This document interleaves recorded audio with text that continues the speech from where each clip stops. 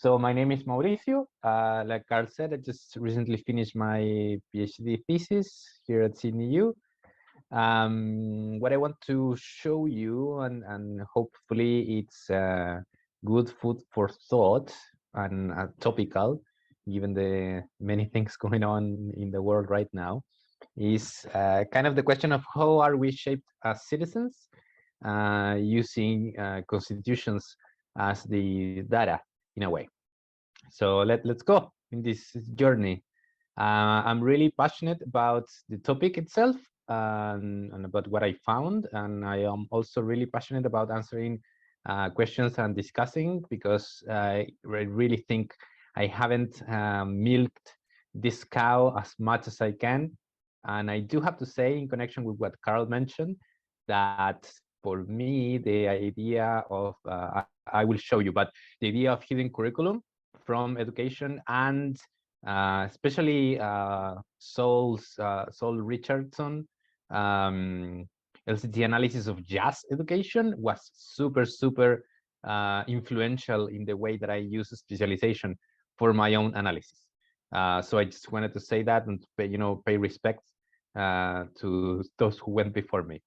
So a question we can ask is, what is a country's ideal citizen? In the same way that in education, one may ask, what is the ideal knower that is underlying the, I don't know, class situations or whatever. Here, the question is, what's the ideal citizen? What shapes it?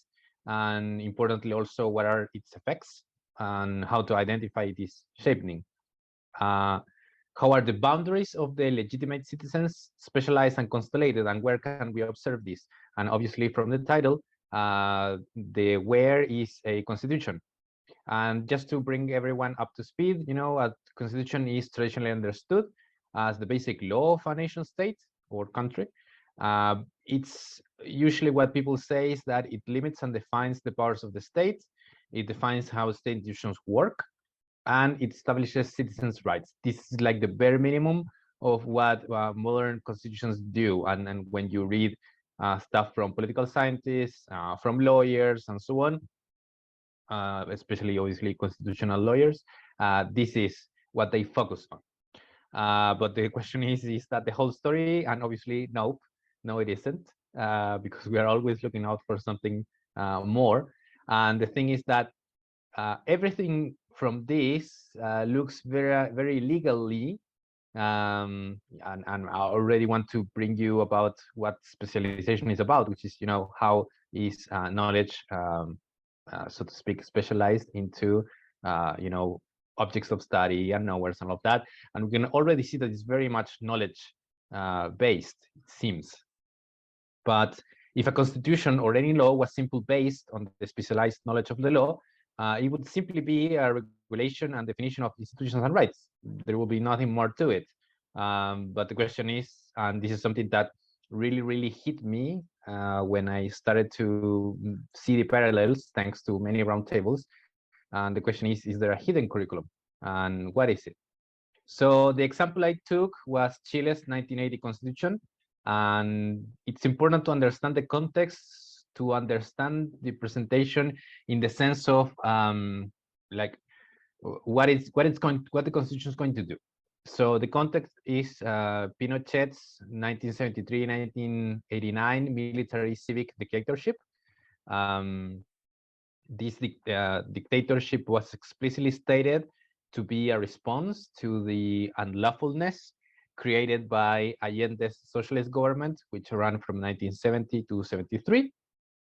And this military civic dictatorship was set to rebuild and reform the nation to prevent foreign ideas and values from undermining Chileanity, or this idea of what is it that is essentially to be a Chilean, which they argued Allende had destroyed. His presidency had caused social chaos, and thus the military junta, right from the beginning, the very first communication they sent the same day they did a coup d'etat and took over power in an anti-democratic way. They said we need to reform the constitution. It's one of the first things they said, and we have to do it in a way to prevent anything like this ever happening again. What they wanted to prevent, I will talk a little bit more in what follows. But importantly, and this is already a hint, the makers of the Constitution understood it and thought of it as a collection of laws and also a pedagogic instrument for the common citizen, employed with a didactic purpose for the civic education of the community in basic aspects. All the data that I draw from, it's the discussions of these, the makers of the constitutions, to which I will again show you a little bit more. But the point here is that right from the beginning, it was not just about setting up a bunch of laws. Like, it's really evident that if the problem had been merely legal, like, I don't know, they said Allende had abused the law. Okay, so just reform it. But why make a new constitution? And they already answer it. It's about didactic. It's about installing pedagogy for the common citizen. So there is a concern with these matters, you know, with the knower, with the citizen. And just to show you what the end product was, this is an excerpt from the first article of the 1980 Constitution, which is still in effect. Right now, Chile is in the midst of a constitutional process.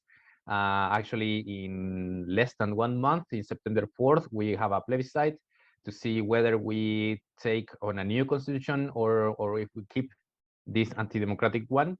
So we'll see. But the article of the 1980 Constitution already says, yes, Carl? Didn't you, knowing the answer to this, didn't you contribute to the creation of the new constitution? Your work was discussed in one of the committees of the in December last year, they opened up a round of like anybody could submit, you know, and apply to present a public presentations for the different commissions that were in charge. And I presented to the commission that was in charge of the very first articles. Like it was the Principles Commission, and the word principles is something we will be seeing a lot. And actually, I think it's probably the highest point of my PhD. And I presented there. Some of what I'm presenting right now, like especially by the end, is basically I just copy and paste it and then translated it, because that's it. That's what I'm trying to show you. And to me, it was very heartwarming, because they had me in tears at the end. They were very kind to me, and they said, like, we can tell that your PhD is about, you know, giving back to your community. And that was really, like, it really melted my icy cold heart. Yeah, if anybody wants to see, if anybody wants to have to watch something that involves a kind of tacit use of LCT and wants a good smile on their face, if not dust in their eyes, and get a bit teary at the way in which the whole discussion ends, and it gets very, very moving. Check that out. It's on YouTube, isn't it? Yeah, it's on the LCT channel, I think, and on my own channel. Like, if you look for my name, it's very moving. It's going to show up. Well worth seeing. Yeah, and to me it was very validating by Carl, because he saw it, and then he said, like, yeah, you don't mention like any LCT concept, but it's LCT all through and through. And that was kind of the idea. It's like, again, not get too much into, you know, SG plus, sorry, SG minus, you know, LCT concepts. Rather keep it on the constitutional, but still the framework was there. And I think that's what I'm trying to show you here as well. Like what we can do with specialization in other areas. So the first article of the Constitution, it doesn't look that terrible. It seems like men, it said men, nowadays it says people are born free and equal in dignity and rights. The family is the fundamental core of society. The state recognizes and protects intermediate groups. I will explain what that is, through which society organizes and structures itself and guarantees them their autonomy. And the state is at the service of the human person, and its goal is to promote the common good. So everything like that you know, just like that, it sounds okay. But the thing is that there is a whole constellation of things, you know, ideas, beliefs, values, political, religious, moral beliefs and values underpinning all of this, which basically it needs to be shown, needs to be analyzed, so as to again reveal the hidden curriculum and the hidden rules that are at the core of this. Because articles or items in a curriculum, I don't know, are a written expression of a constellation of ideas, values, judgments, moral, and political beliefs, to name but a few. And the question I asked in my research was, how are these expressions selected, put together, elaborated? In this case, I could do this because the Constitution was written by a group of 11 lawyers, all more or less aligned with values and beliefs of the military and the civic military dictatorship, meaning that, I don't know, the past Chilean, you know, the one that just finished, the Chilean constitution making process involved 150 people and many discussions and very different people. Here they were mostly aligned. They only like disagreed in one or two things over 6 years. So it was a doable thing. Let's see. So the question is, you know, okay, what do I care about this? And the first thing for me, at least, because it smells funny, it's always like, is there something here? Like, is the law just law? Are specialized knowledges merely that? And as a sociologist, I'm always wondering about whether things are more than they seem, and because law affects us in more ways than we can realize. So obviously the law is much more than the law. And the question there, for this constitution specifically, but you can do it for any law, is what's underpinning it. What underpins a constitution and how it involves us as citizens and even non-citizens, because now I am also I am a non-citizen here of Australia. I am a Chilean citizen in Australia. You know, my visa status is always also very fragile all the time. So, you know, what's going on? What does it do to us? And the best example I can give you of how this is not something that's very far away, but actually, you know, something very real. Well, what's going on in the US, you know, with the I don't know, I don't even know how to name it, but this horrid things going on with the, you know, with the abortion laws, you know, the elimination of Roe v. Wade and so on, you know, this absolute setback. It's just one example, something that was supposedly, you know, protected by constitutional interpretation, now gone. But in the case of Chile, Chile's divorce law, I don't know if you know, but one of the first divorce laws in the world was France, in the French Revolution, 1792, 91, I think. And Chile's divorce law is from 2003, 2004, which is, you know, wow. So it's like Chile entered the 21st century without the divorce laws. You know, the people had been sent to the moon, and women could still, you know, not been able to divorce from their marriages. And why? The reason is that in the first article of the Constitution, it says that the family is the fundamental core of society. Hence, anything that threatened the fundamental core of society was deemed to be anti-constitutional. And the law it began in the 90s, and it took them like 15 years for them to finally, you know, gather enough impulse from some of the conservatives to, you know, accept and pass this as law. And yeah, so what I'm trying to say is that this is something that affects us, the way we live, very practical. Thus, for this study, I used specialization and constellational analysis.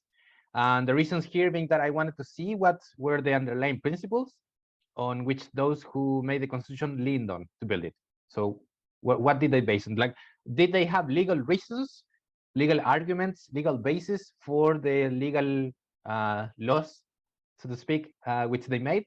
The null hypothesis, so to speak, would be that if a constitution is a basic law, like of a country, the fundamental law of a country, then what I should find will be a series of legal arguments, institutional definitions, how the various branches of government work, how political institutions should interact with each other, and so on, and that's it. And obviously, it did not go that way.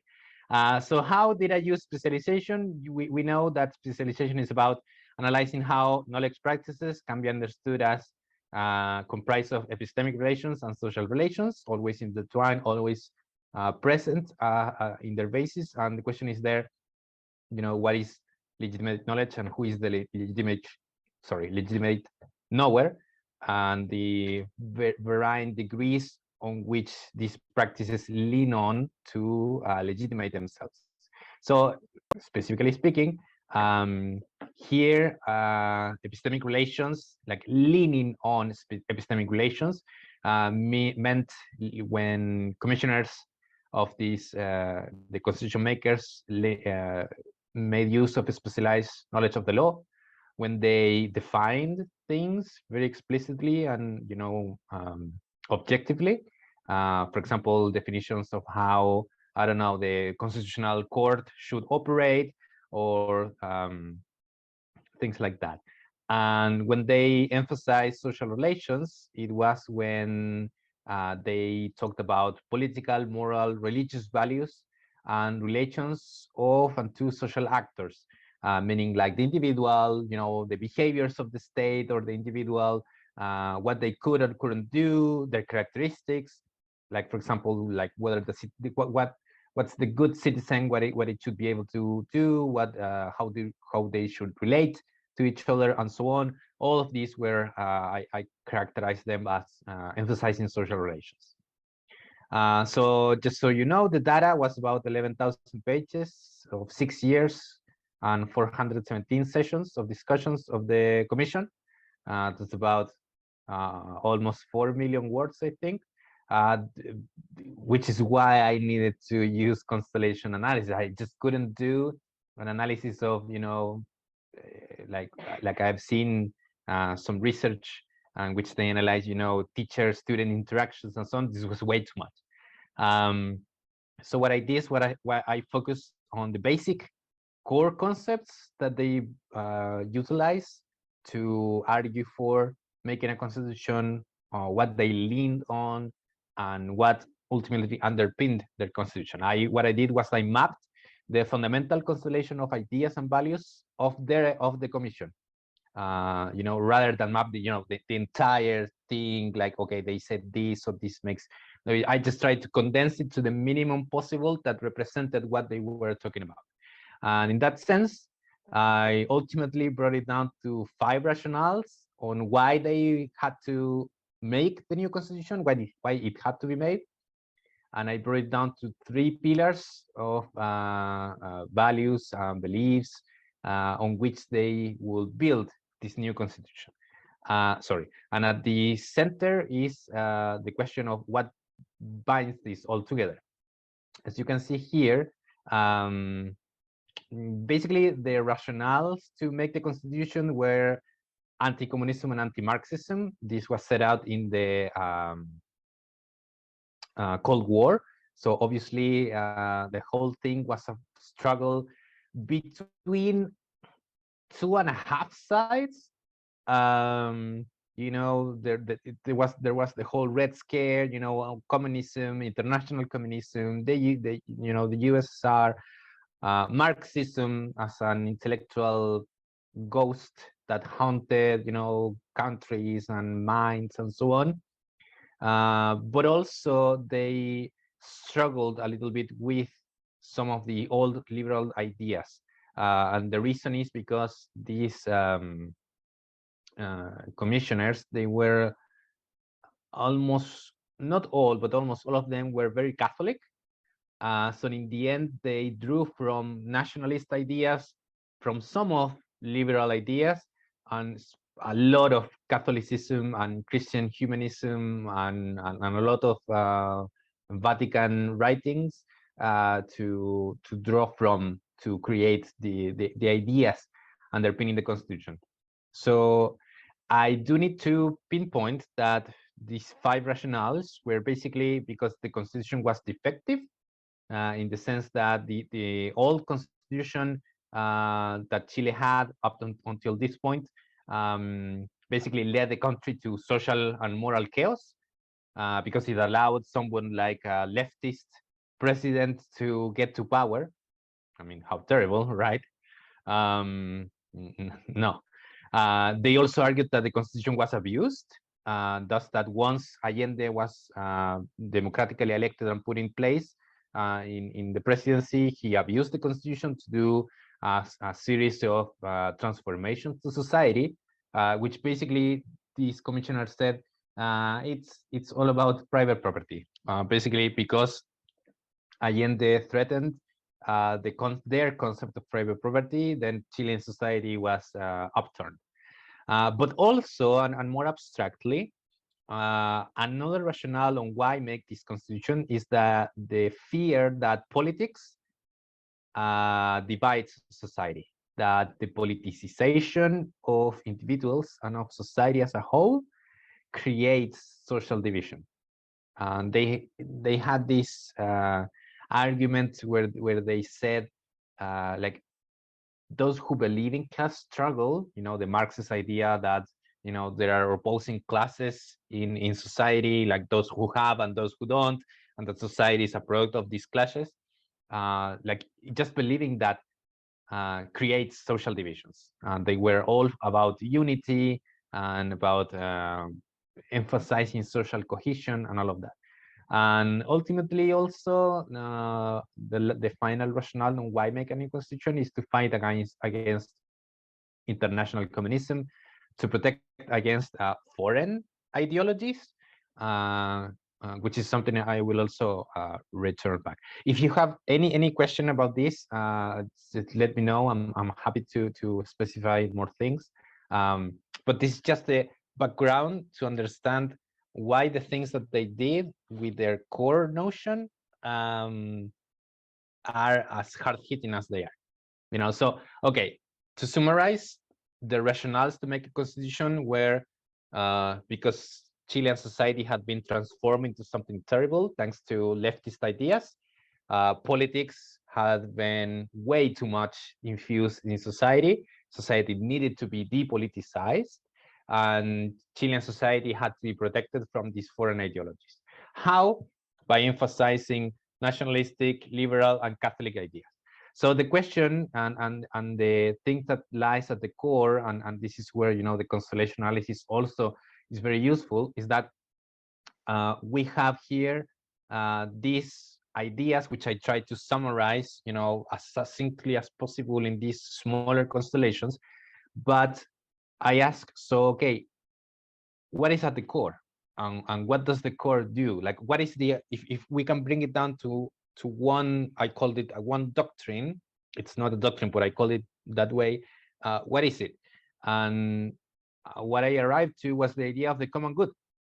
And they said the Constitution will contemplate as a fundamental principle that all acts of authority must be presided over and determined by the superior concept of the common good, because this constitutes the true reason for being of the ruler, called to achieve the spiritual and material well-being of the people.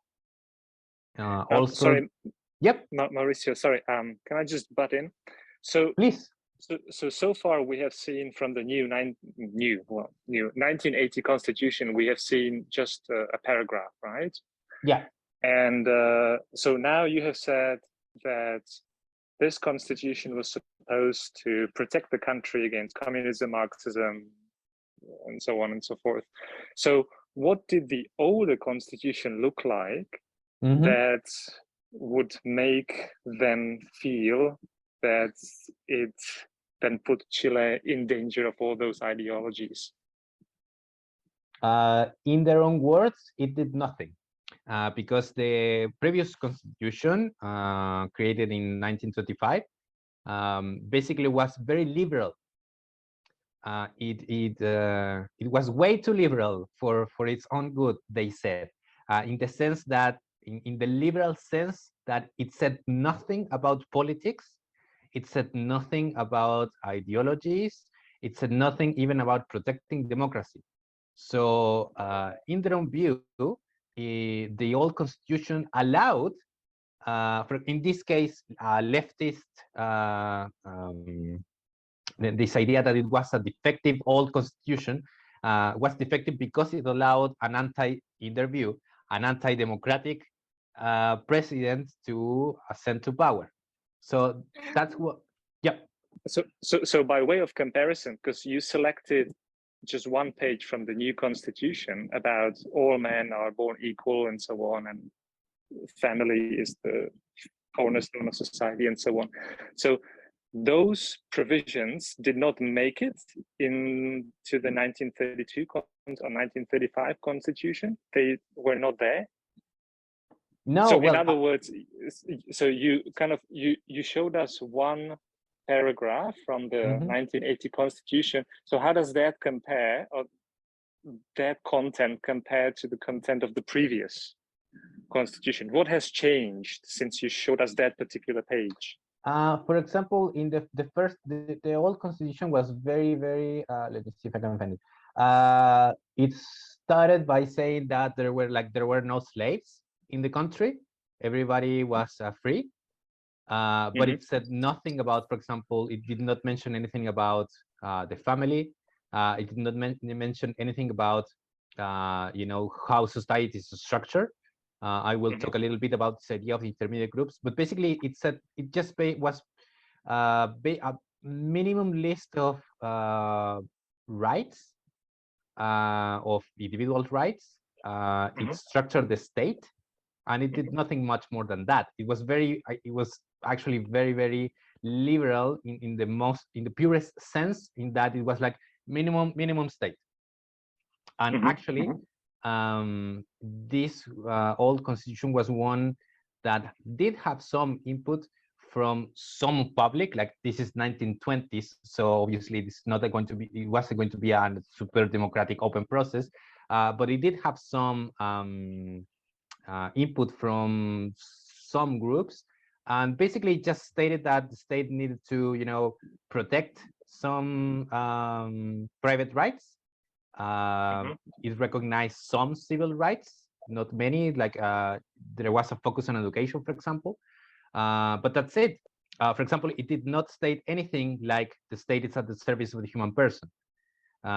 It just simply said, okay, the state needs to protect rights, and that was one of the criticisms of these constitution makers did on the old constitution, and that it said nothing.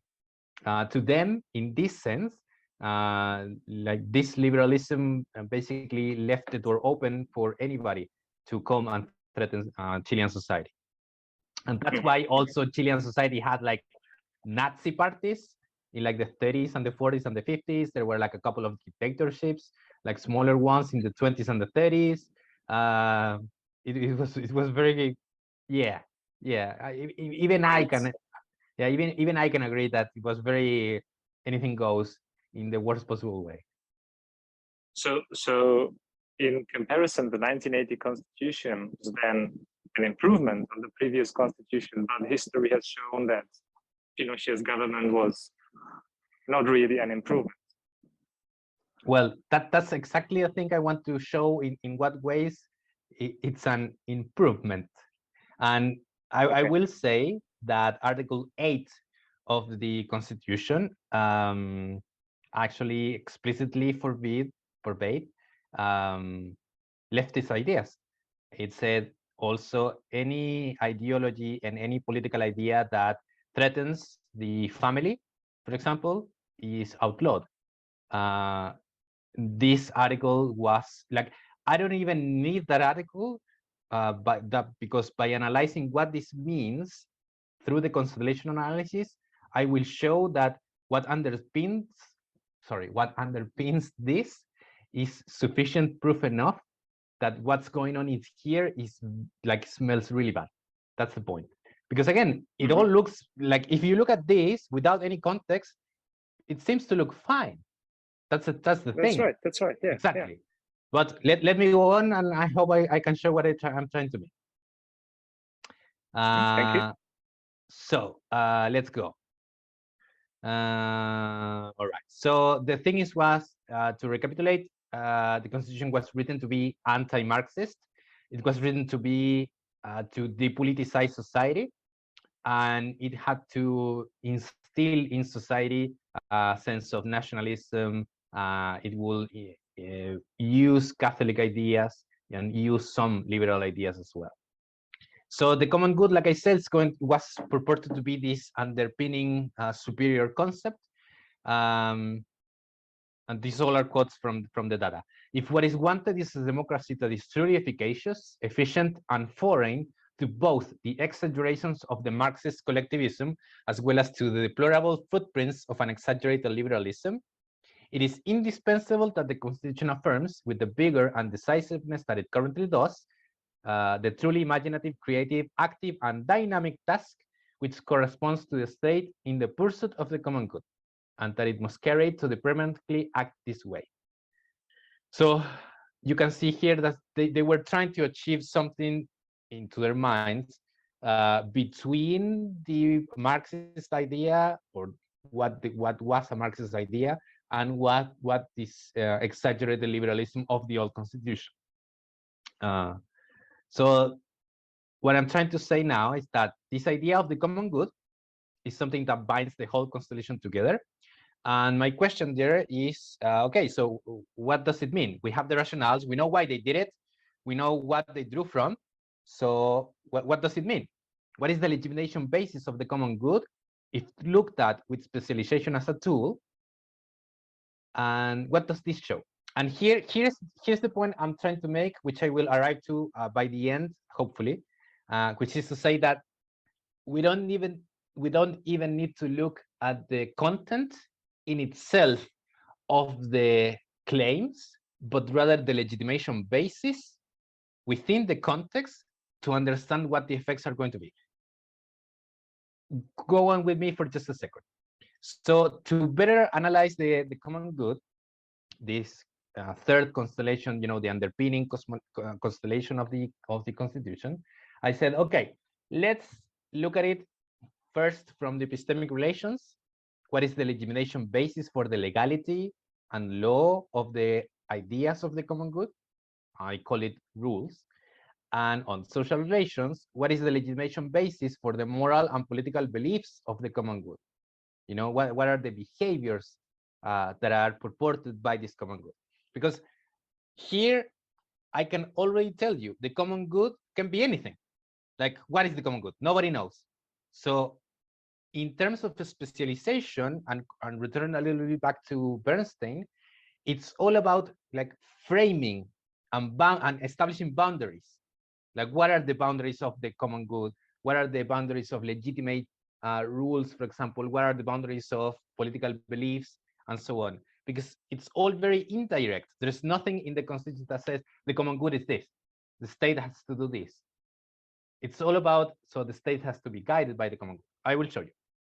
What I analyzed was that in terms of the rules, the legality of the common good, what it did was that it supposedly had to limit the state, it had to protect individuals' rights, and it had to secure the autonomy of these intermediate bodies. As you can see, this all sounds very legal. Limit the state, establish what are the legal boundaries of the state, protect individual rights. Some phrases.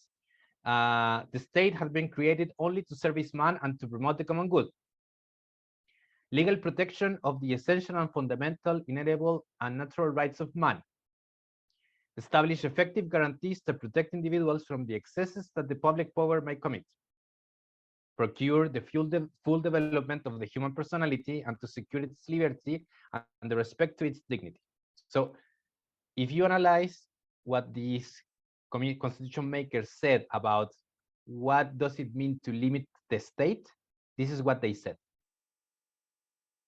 And what I want you to see is that how much of this is actually legal based. For example, notice here the words serviceman, promote the common good. Even here, when the focus is legal protection of essential, fundamental, inalienable, natural rights of man, the basis like, is there a legal basis to inalienable and natural rights of man? And here's where I bring Catholicism.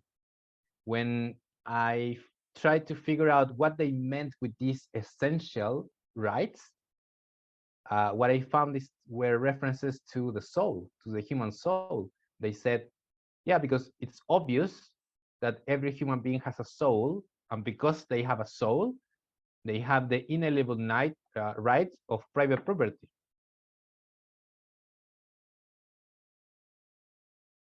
So my point is, and if you look at the other phrases as well, none of the other phrases are have a basis on legality. The idea of serviceman is a relation. Essential and inalienable, sorry, impinges on the human soul, which is not a legal concept. This one that says protection from excesses that public power might commit, an excess not legally defined as well. An excess is a way of relating, a way of acting, a way of being. And finally, the limits, the way to limit the state is when the human personality has to, be free, and its dignity has to be respected. So these are not entirely legal ways of protecting the state. For example, when they said secure autonomy of intermediate bodies. Intermediate bodies are a Catholic conception of society, in which society is understood to be comprised of individuals, organizations, and the state. And the idea is that the state all the time wants to, take power from the individual. And since individuals are all alone and disconnected from each other, they form these intermediate bodies to protect themselves from the state, so that they are able to do things. For example, intermediate bodies have like in medieval times where like the church or guilds. Nowadays, they will say it's like sporting clubs, and other kinds of entertainments, neighborhood associations, and perhaps civil society. And in this case, the Constitution, the common good, had to secure the autonomy of intermediate bodies, to provide solid legal basis for the legal principle of the autonomy of intermediate bodies. It had to protect their freedom from the state so that each one could fulfill the purposes that are their own. So like every association had to do one thing. So what they were going to say with this is that if I have a sporting club, this sporting club, like a sports club, needs to do just that. The neighborhood association just needs to focus on their neighborhood things. If I have a church, the church has to do religious things. Like everyone has to do their own thing, their own separate different aspect. And the focus of this is that what it can't do, or trade unions, for example, trade unions should be only about securing the workplace. And what they shouldn't be able to do is talking about politics. This is especially the case with educational institutions, schools, higher education, and so on.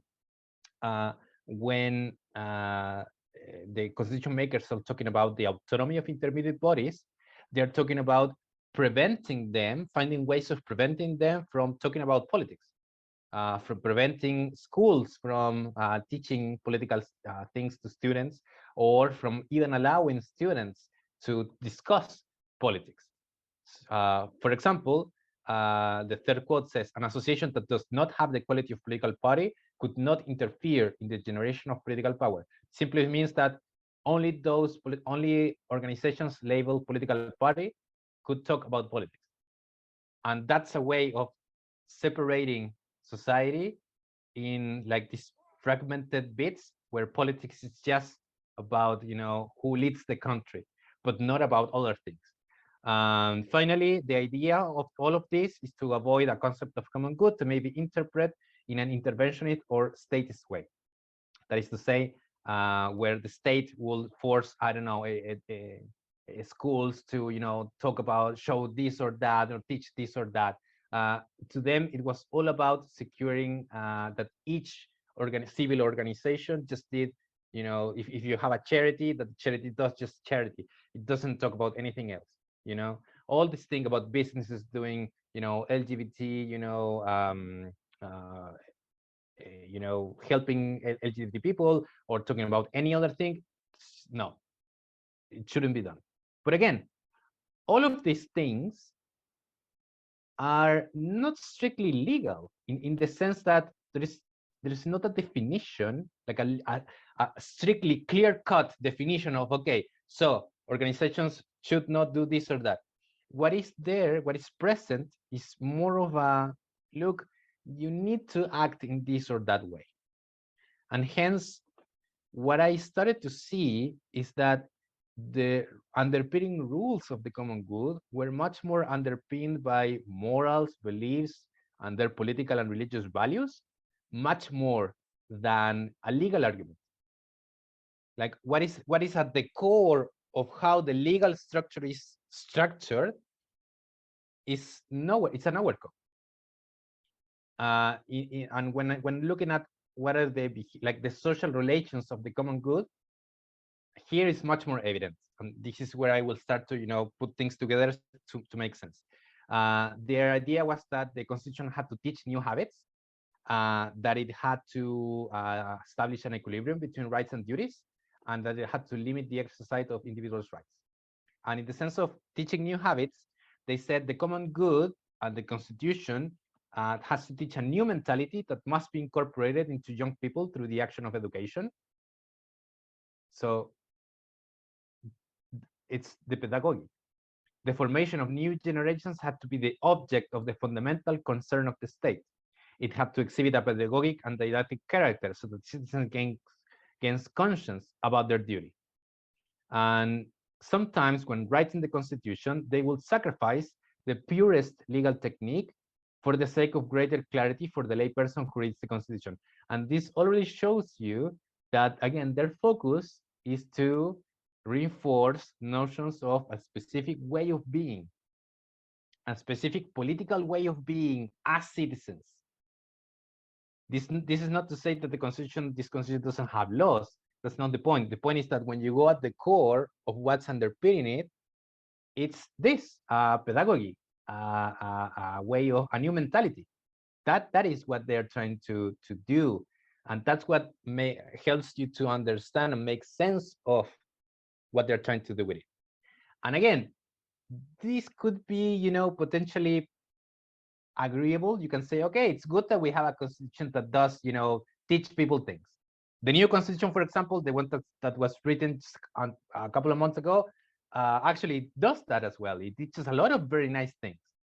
But here's the thing I'm trying to, you know, link to it, which is that what this one does through these things is much more, I will call it sinister, but sociologically speaking, we will have to say that what it tries to do is to bind and frame in a much more constricting way. Let me show you one more thing. So they said the constitution has to, you know, limit the exercise of individuals' rights, and the sole limitation of rights was morality, good manners, public order, and the security of the state. None of these things are, strictly speaking, legal things.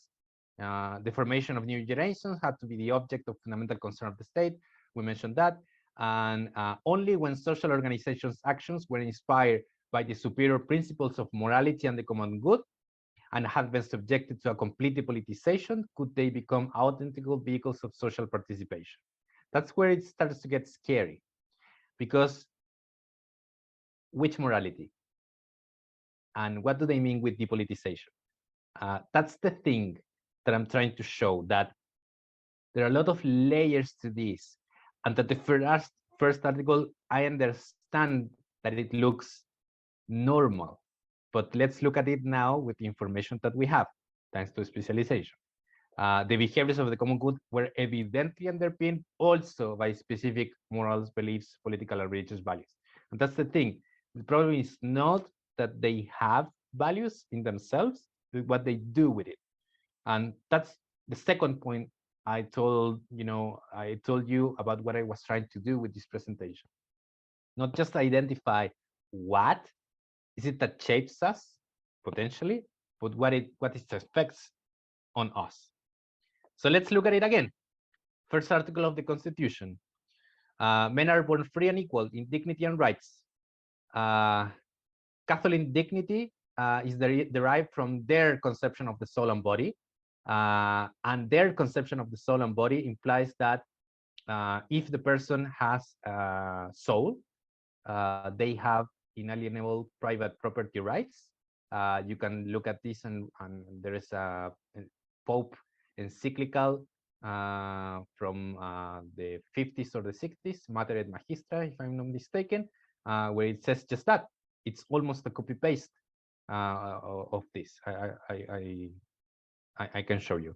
And again, the concept of dignity is, I don't know, it's in the German constitution because of obviously what happened. But here, the idea of dignity is underpinned by the belief that society is comprised of individuals with a soul, and because they have a soul, they have an inalienable private property right. The family is the fundamental core of society. Again, this is the Catholic conception of society, which centers on the individual and which understands society as comprised by individuals. And this is, for example, a place where they were very much in contradiction, because they said, look, we are trying to argue against the liberal conception of society, which is, it's like the Margaret Thatcher famous phrase, like, there is no society, there's only the individual.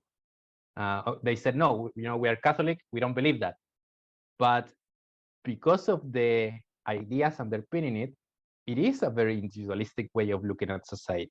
And then again, the idea that there is a core of society, sociologically speaking, is not correct. Society has no core.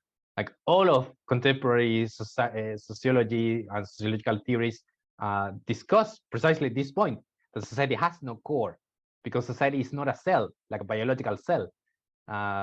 Cells have a core, which determines the structures the rest. But society doesn't have a core. Society functions on many different levels all at the same time. So like saying that the family is the core of society is already strictly like binding society in one specific way, which is the heterosexual, heteronormative Catholic family or bourgeois family. Hence why I mentioned the thing about divorce law, or the same thing about non-heterosexual marriage, or those kind of civil contracts and so on. This constitution has been used to prevent, and for example, abortion, same thing, because reproduction is a constitutional aspect of a family.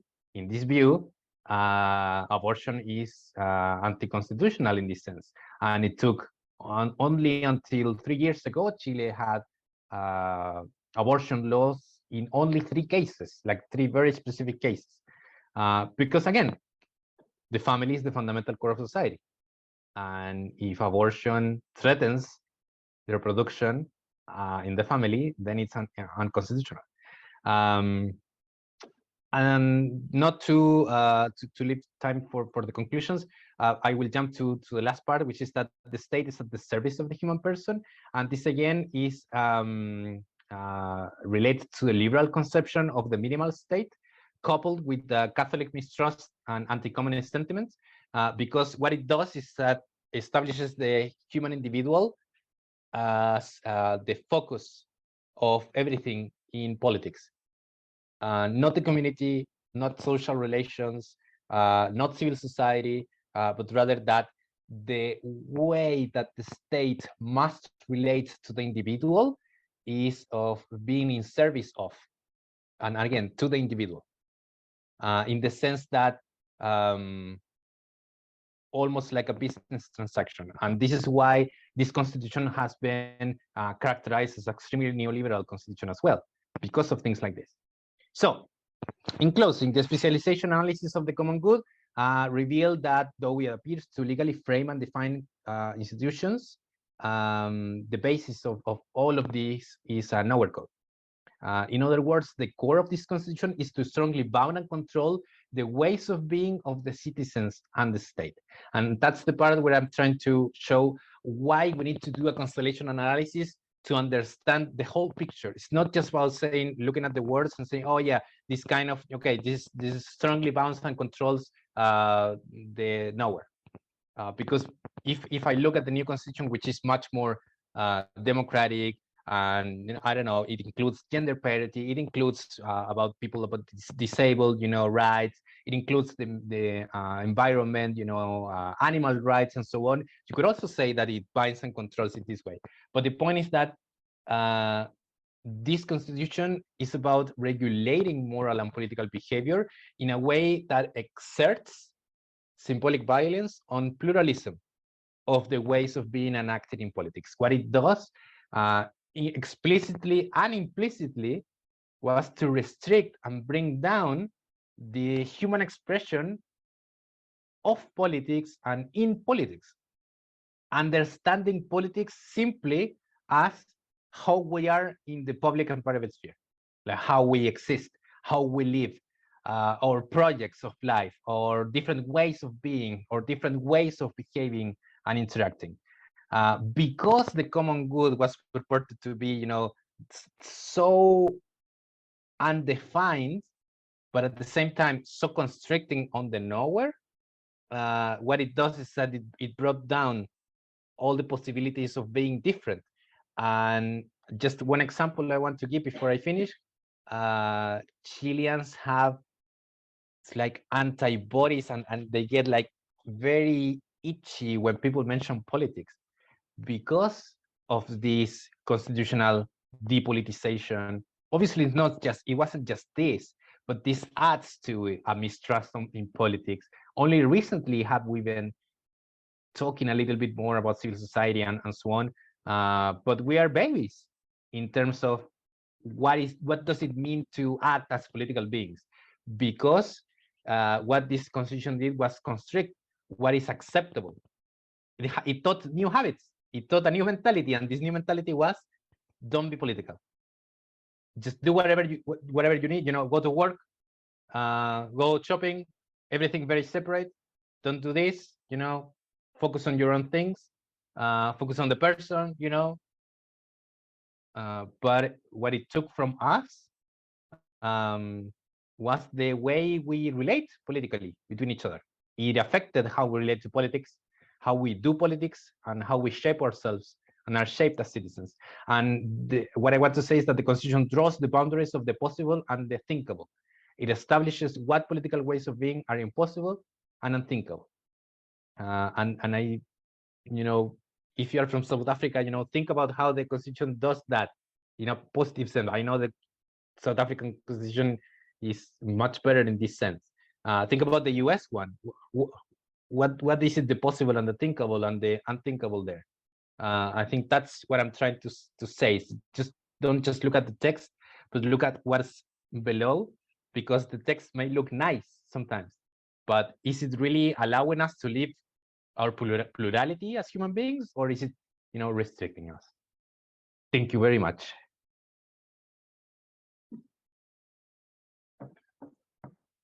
Thanks, Mauricio. Do you want to? Oh, can I answer? Rita mentioned something. Sure, I had the perfect chat you want to talk about. that. Rita asked.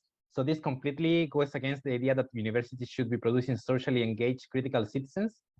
Okay, so there is my alma mater, actually, the Pontifical Catholic University of Chile, one of the top 2 universities in the country. Like the main creator of this constitution taught there law. So you can see that the idea is it's a university very much aligned with this constitution. They actually they are saying, okay, we need to reject this new constitution, the new one, and stay with the Pinochet one. And what's going on right now is that the dean of the university forbid everyone in the university from giving out their opinion on the new constitutional plebiscite. And they said we are for maintaining the current Pinochet constitution. We think this new democratically made one is terrible, obviously because it threatens their whole way of being. So yeah, in the sense, I don't know. It's yes, exactly. It's it doesn't make any sense. But that's because universities, like in this mind frame, universities are higher education and should not get into politics. Students should not get into politics. Of course, everyone gets into politics. The question is like which ones, and that's why the dean said no. We are going for the rejection. The law faculty also emitted a public address in which they say we're going for rejection of the new constitution.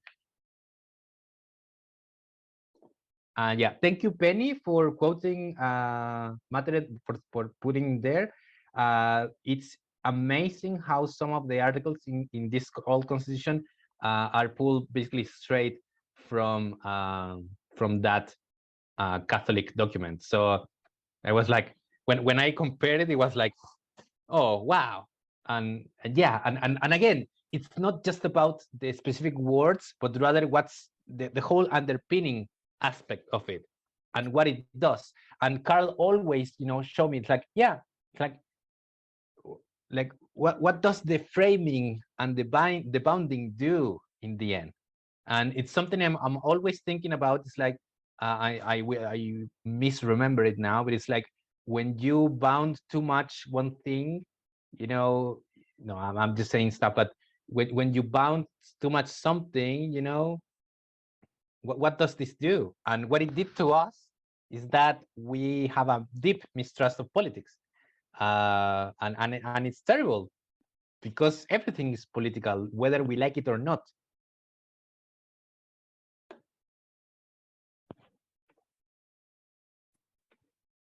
Hi. Could I just ask a quick question, please? Please. Everybody should just jump in. Unmute yourself, It's probably chat. very, very silly, really, but and it's not political or anything like that. It's more practical. How did you go about doing recognizing those various patterns in the constellations? So what I did was a thematic analysis. Let me see if I can show you one. Basically, kind of where the stars are and how they align, and what makes one go right and one go left and one go down and one go up. Give me 1 second. I'm browsing. There we go. Okay, so let me reshare screen. This is from my thesis. Oh, sorry. There we go. I think you should be able to see it. So basically, when analyzing the text, like this was a whole endeavor because these people never talked about something in a linear way. Sometimes, and this is a recommendation for analyzing big texts like this, sometimes they were talking about, I don't know, like private property law, 3 pages talking about that, and they will end by saying, oh yeah, and if we don't do this, we have to do this because class struggle is the worst thing in the world. And then 2 sessions later, like 2 weeks later, they will talk about how class struggle, what it does is that it divides society and inverts society. So I was following basically breadcrumbs, and I did it when, with the search in Adobe and in Vivo. Basically, I just pulled big chunks of what they were talking about, not just, small paragraphs, but big chunks. And then I went to when I found, for example, keywords like class struggle. Let's say this is a class struggle. This is one of the rationales for why they would need to make a new constitution. And I looked for class struggle, and basically I had to read the whole context of what they were doing to be, again, like objectively. Mauricio, tell me. Nato is actually asking not how you got to that point, but how you then decided to draw or create constellations. Oh yeah, it's just that I was going to say that it forms a line. You could see that, for example, in this case, to them, class struggle both inverted society and divided society. And I could see by reading that they were 2 different things, that they meant different things with that, and that the social division thing kind of like ended there, and the other thing sprouted into the rest of things that you can see there. So basically, it was about reading the arguments and seeing how they connect and how their own ideas, mix together. For example, I arrived actually at very, very dissimilar shapes, and I want to show another one to show what I mean. For example, this one, they talk about Allende's intentions as a president, and it was very circular. Like he said, he violated the constitution because he politicized institutions, because he usurped state powers, and that's because he violated the constitution.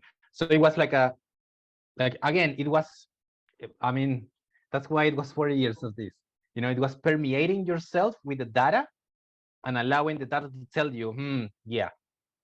And then you can see, I put in the arrows there to signify that they attribute causal inference of, because Allende intended this, he did this and that. So it's all about, to me, I spoke to someone who worked with logic, and basically I eventually arrived at the idea that if the speakers attributed cause, I would use the arrows.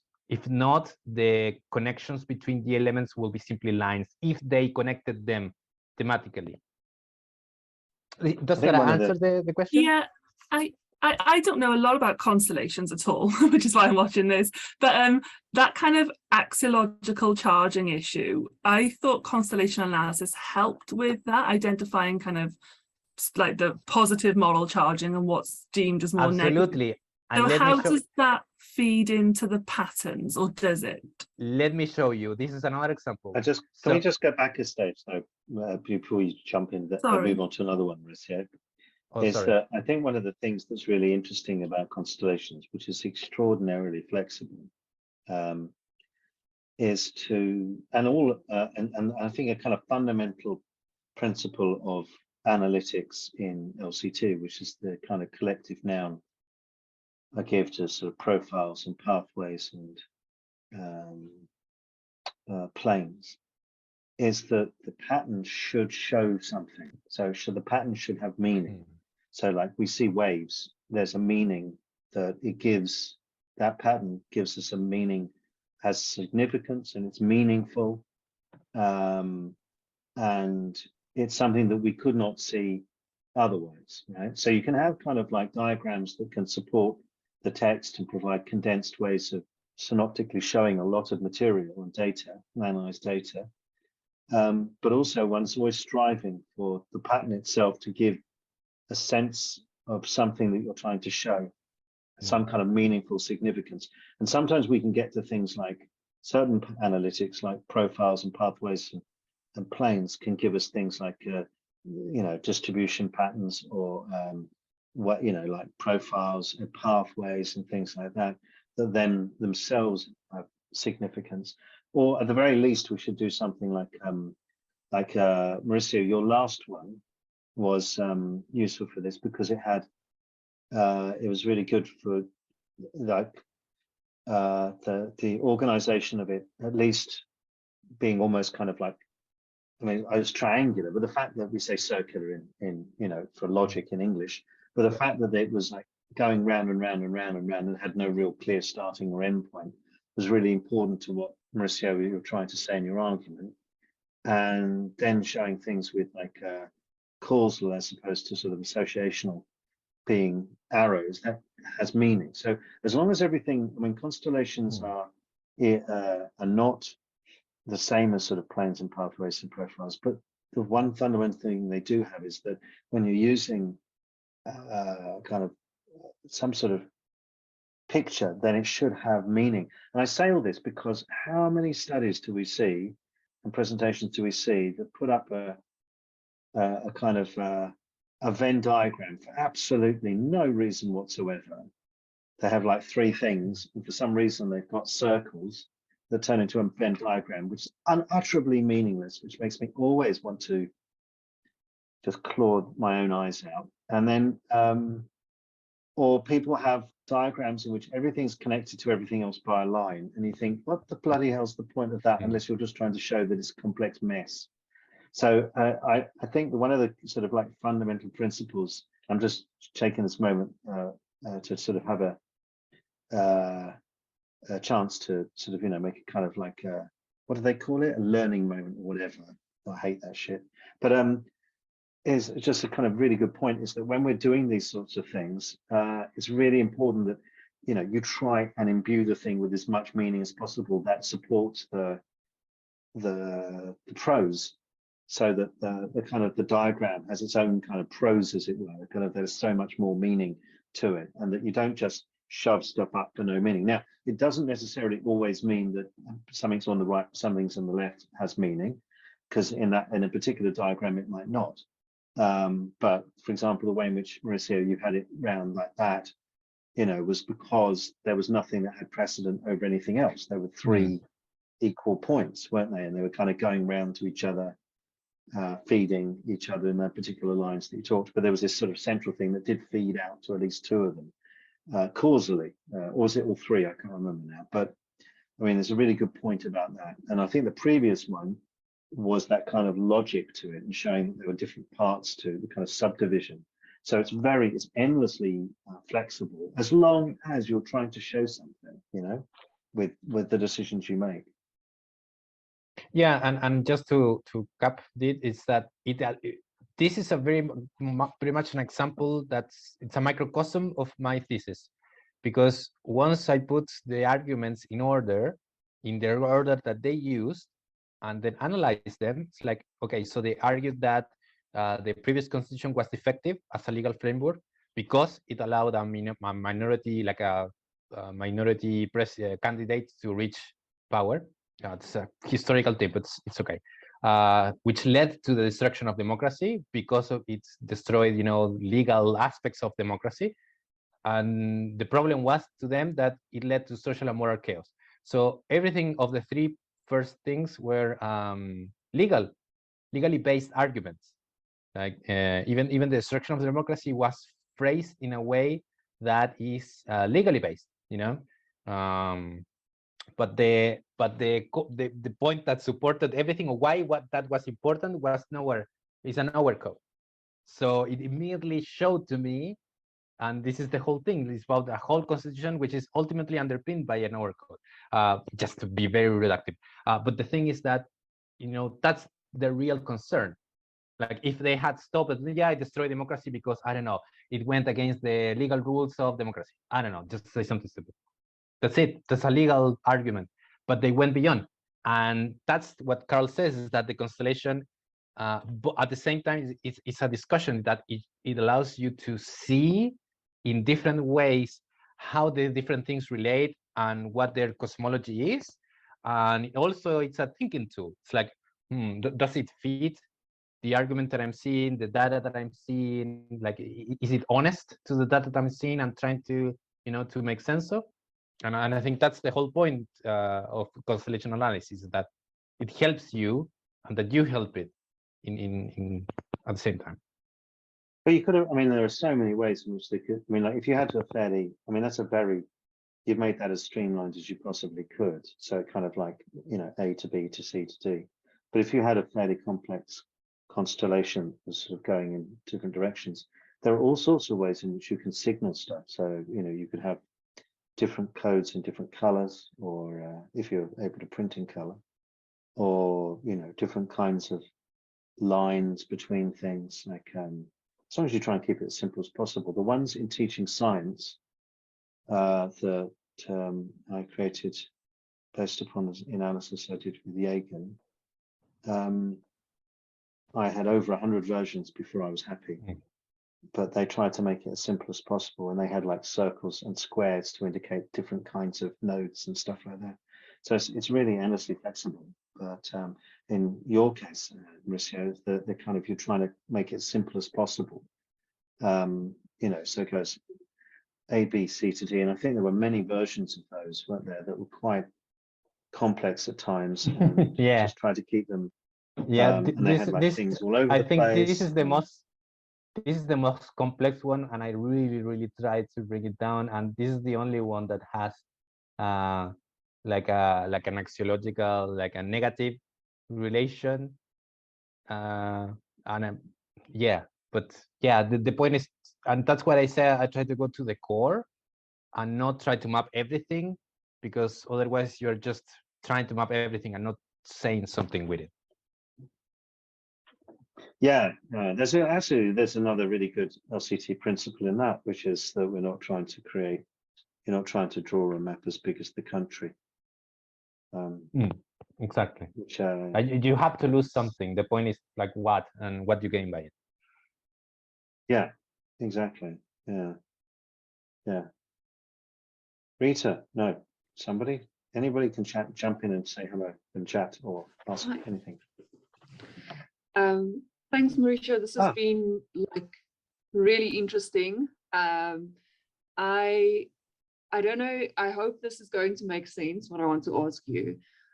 So my field that I'm coming from is literary analysis, but I'm using legitimation code theory to look at the discipline of English literary studies. And I was just thinking, as you were showing the kind of analysis that you did, for example, that circular argument that you showed, like, I think that you would be able to do the same kind of thing with like literary analysis, kind of using that kind of analysis, or using like discourse analysis.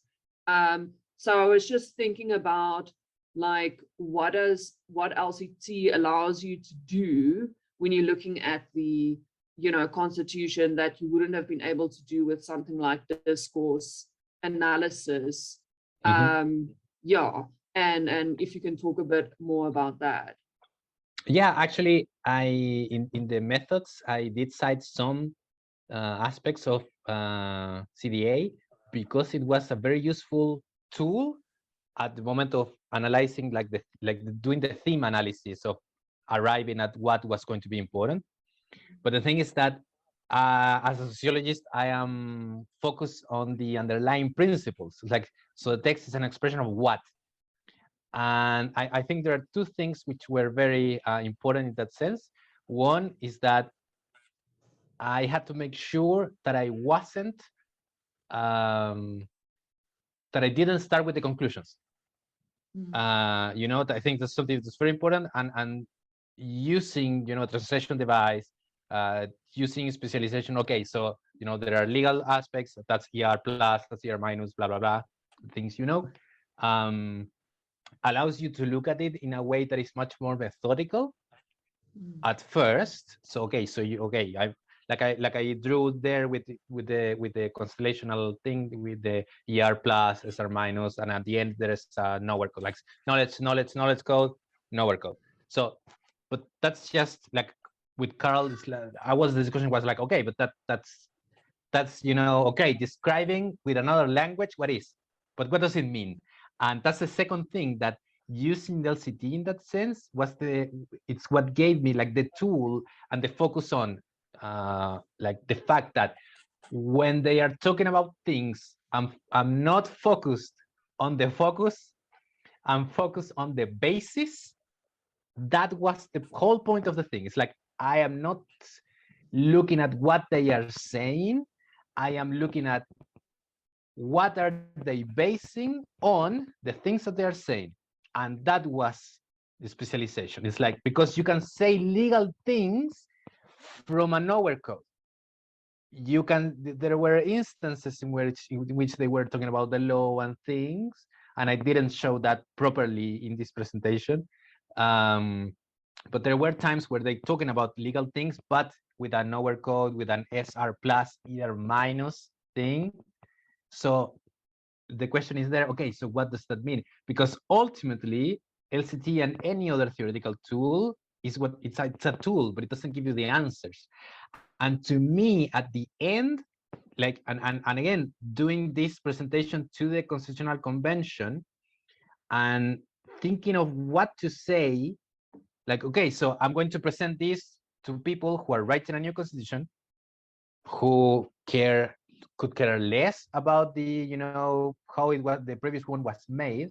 So what do I tell them? And that's when I made the connection between the whole underpinning aspects of Bernstein, you know, that Carl took and, you know, reframe, which is framing and classification. It's like bounding and controlling ways of being. And that's why I always kept going back to social relations, to what is social relations. And I control F every instance of when Carl had written about social relations, like, okay, so give me more. I want to understand what it means, you know, what does it means? And that's when I had this, you know, board where I wrote, you know, its behaviors, its characteristics, its ways of being, ways of relating, ways of interacting. And that, you know, if you transpose that to a citizen, to a political arena, it makes sense. It's a constitution that binds and restricts political ways of being and diminishes human plurality. And that's why I told the new constitution makers, like, write a constitution thinking about principles that emancipate human plurality, that allows people to live, you know, in ways that they want to live or that they haven't even thought about living. Because this current constitution does exactly the opposite. It restricts, it binds, it constricts towards, you know, a specific way of being, towards a specific way of interacting. Like the way of being is someone who, you know, like I said, works in this way and so on. And going back to the question, it's the definition of social relations, it's the definition of epistemic relations, it's thinking about what it means and connecting it with the data and connecting it with what's the context and what it is and what is a constitution and what has not been looked at, that made all the sense. Like all of this is in the context that political scientists and lawyers have been saying for 40 decades that this is a very restricting constitution. So I was like, what am I saying new here? And the thing is that nobody looked at social relations. Everyone was focused on the legal side. Like this is an anti-democratic constitution because it, you know, it did some terrible things, like legally and so on. But there's all of this, which is already in the first article. Like, and that was just all specialization, allowing me to look at things like what are the principles that, does it make any sense? It does, thank you. That's a really good answer.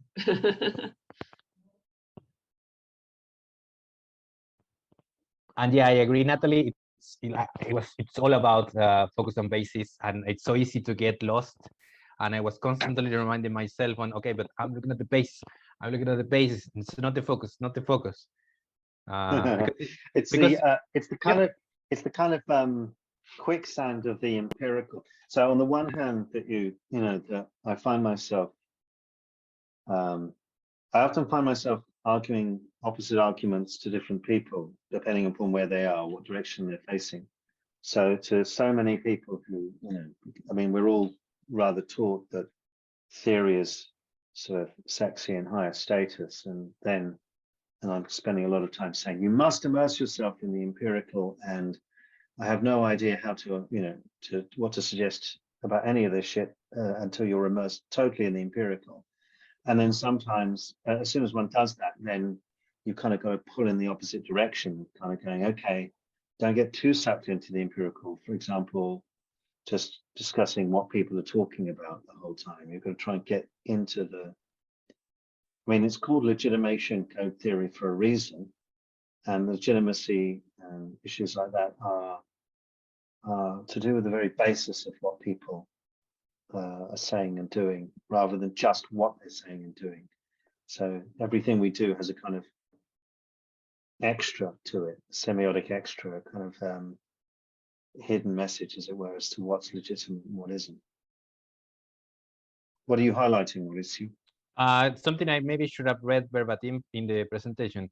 The focus of the common good is the construction of rules, procedures, and overall a legal emphasis on boundaries for these social actors, like for the state, for the individuals, for intermediate bodies.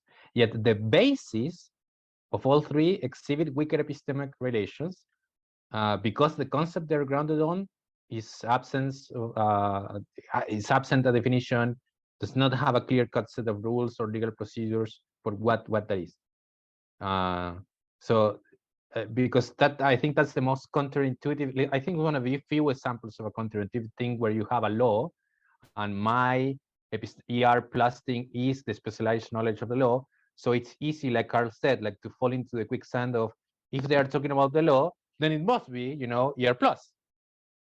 But thanks to, going at it slow and trying to make sense and being confused and having to rewrite the chapter because I did it wrong the first time, I understood at one point that, no, yeah, the focus is legal, but the basis is all about constricting an hour and so on, establishing a specific way of being. Yeah, well, I mean, if it was as easy as it's just reading off what people say, then we wouldn't need LCT, huh? Exactly. Yeah. And I mean, one of the things that I think you just said there is really important to emphasize to everybody, which is that finished product is as neat and as simple as you can possibly get it. In fact, so much effort, I find, for me anyway. Yeah, you need to upload your thesis to the website, Mauricio. Yeah. But so much of the struggles I have with writing and is getting the analysis to the point of it being simple rather than complex, and so that it can be easily followed. But the process, so that ends up looking neat and tidy and simple, so that people can follow it, not because of some kind of conspiracy theory attempt to make everything seem neater than it is. It's because you're trying to make people, bring people with you. It's a rhetorical move as much as anything. Make things, complex things simple, so that we can then try and figure out things to do. But the process itself is very messy, and trying things over and over again, as Mauricio said, it's like having a go at it and then getting it wrong, and then having another go and it doesn't make sense, or trying it out on someone else. So in our case, the supervisor, in your case, Mauricio, trying it on your supervisor and also other people. So yeah, I'm a big believer in trying things out with other people for, try discussions, which is why I'm always saying to people, join a group or start one, because all you need is somebody else and an agreement to meet. But yeah, doing things with other people is extremely valuable, because then you can try things out on other people, and they kind of hopefully will not just do that thing that I find undergraduates seem to be trained to do, which is to say, thank you for your contribution, and no matter how stupid or idiotic or wrong-headed or muddle-headed it is. Instead of saying, well, yeah, I'm not completely sure that you've convinced me, which is what would be really valuable to hear from somebody.